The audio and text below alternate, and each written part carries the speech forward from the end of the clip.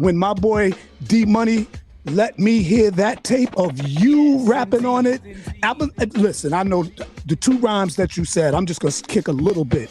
One of them was, it was a long time ago and I'ma never forget. I got caught in the bed with the girl named Yvette. That one, and the other one was each and every time we put the music low, we turned it down for a second to make you say, oh, that one. You know what I mean?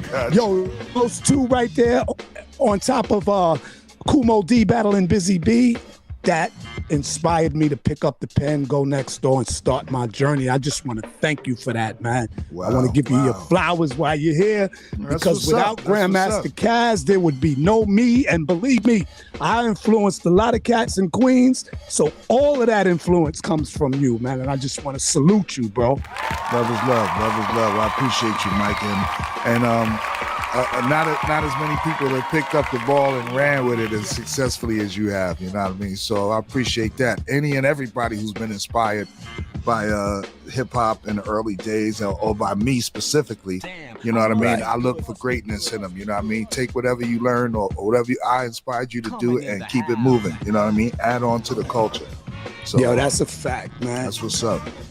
So as the people know, like, this show isn't just about my history. It's about the people who are part of my history. And you obviously are a major part of my history. So what I'm going to do right now is I'm going to flip it.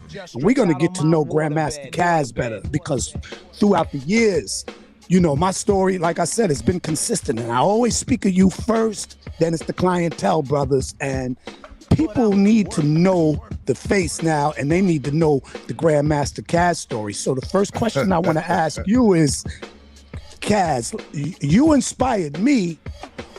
Who or what inspired you? Because you was there at the beginning, man, and I'm just curious to know what inspired you and who inspired you to do this hip-hop thing. Where is he? Well, I've been a part of this culture since its inception. Right. You know, I've covered every element in hip hop, from graffiti to breaking to DJing to MCing.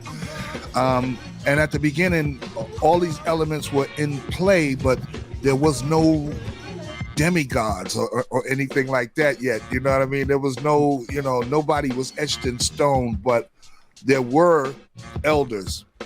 Right. And hip hop was passed on down to us by the culture that preceded us, and that was, you know, disco music and the disco DJs. So the DJs of that era, their influence spilled over into the, you know, the park jam DJs, the youth movement, and so inadvertently that inspired me. I got my hip hop from Kool Herc directly. I mean, I lived on the next block. I lived on Phelan Place, and Phelan Place is the next block up from Sedgwick Avenue in the Bronx. Right. So, I got my hip hop directly from the source. Not that there weren't any other sources, but we know historically Kool Herc is the biggest name as far as, you know, starting hip hop and things like that. So I grew up right under him.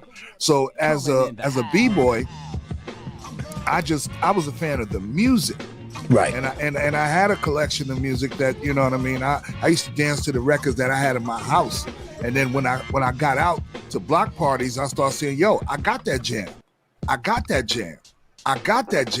So that's what led me, you know, eventually to the DJ side of it. And once that was my goal, then Kool Herc was my biggest inspiration. I wanted to be as big as Kool Herc. I wanted to be as popular as Kool Herc. I wanted to be, you know, I wanted to be able to command, like, he just had that kind of respect, not only in my neighborhood, but in the hip hop community. So he was the first person that I could say, okay, yeah, I want to be like Kool Herc.